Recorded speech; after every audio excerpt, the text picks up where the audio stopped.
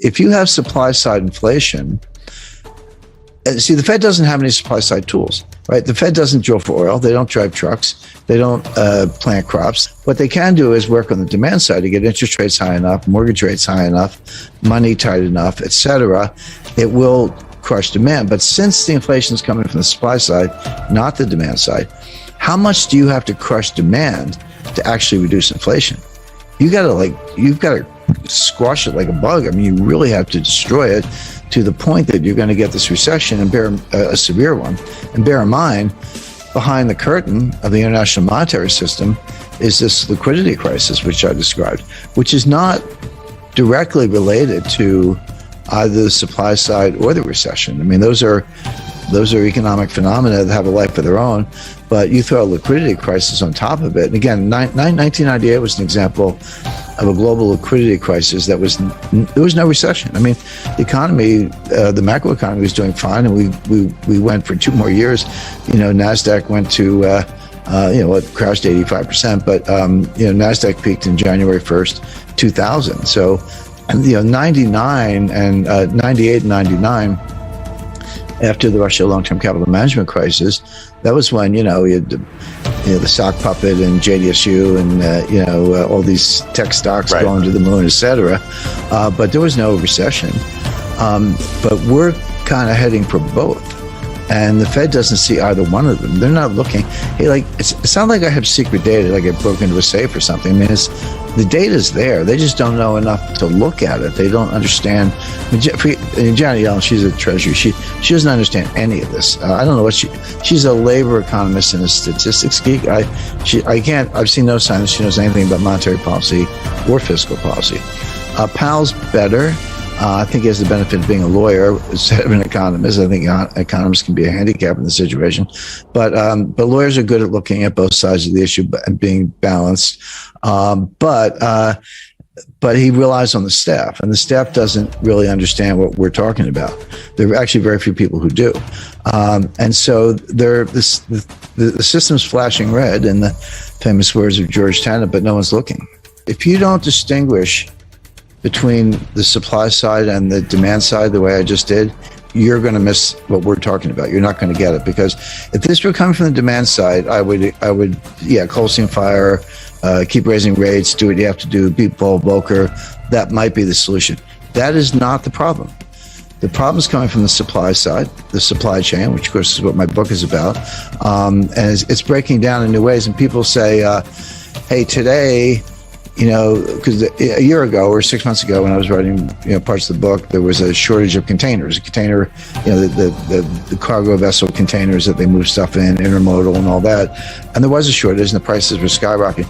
Today, the prices have come down so far that the governor of Arizona is using them to build Stack 2 High, which is like 40 feet, to build this great wall along the Arizona-Mexico border, which is great because they're cheap and that's quick to do. And if you punch a hole in the container, you're just inside the container. You got to get out the other side. So everyone's like, oh, the supply chain crisis is over. No, maybe the container crisis is over, but the supply chain crisis is far from over. Just look at what's going on with diesel fuel.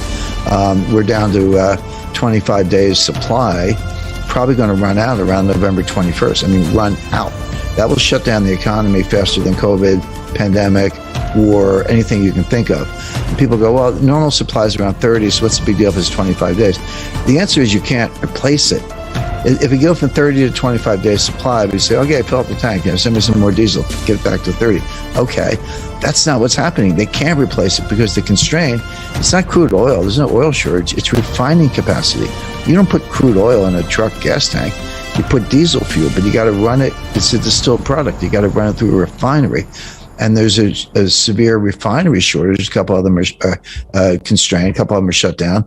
And this stuff isn't fungible. I mean, for gasoline and kerosene, jet fuel, you want what's called light sweet crude, which is lower sulfur content, lower viscosity. For diesel, they like the heavier, the thick, the blacker stuff. Well, that comes from Russia. I mean, so this is the point I make about the supply chain.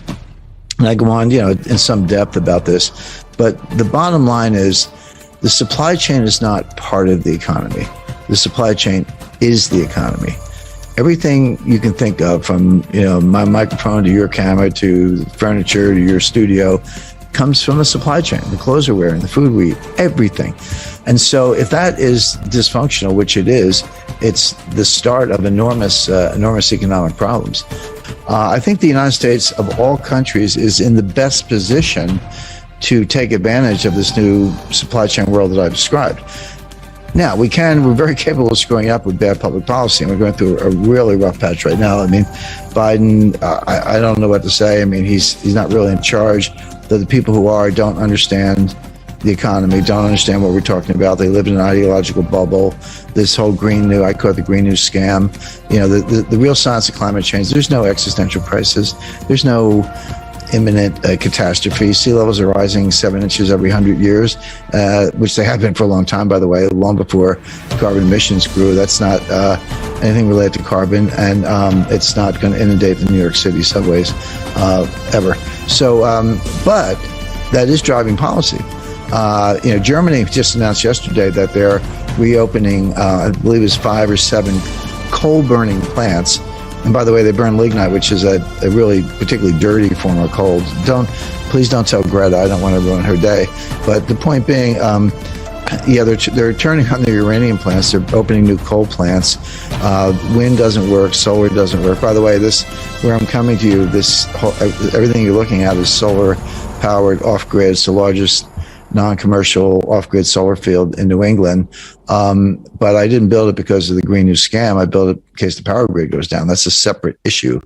But the point being, with bad public policy, we can screw it up. But assuming that's not the case, the U.S. stands to benefit. I mean, Taiwan Semiconductor just recently announced $10 billion plus investment in a new fabrication plant for semiconductors. I believe it's in Texas. Intel's building something comparable in Oregon.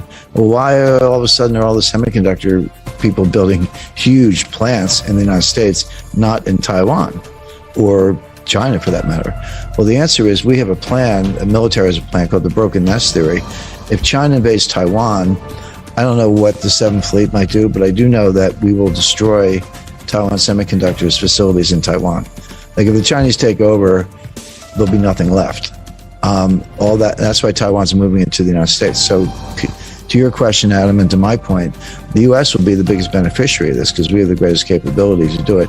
And friendly trading partners like Japan and Australia and Canada and others, although Canada's leaning a little in the fascist direction, maybe they'll align with China. But the point being, this new network will benefit the United States because we're in the best position to take advantage of it. The stock market's going to crash. I mean, just take everything we're saying, recession, higher unemployment, lower margins, supply chain disruption, et cetera, energy disruptions, shutting down. That's going to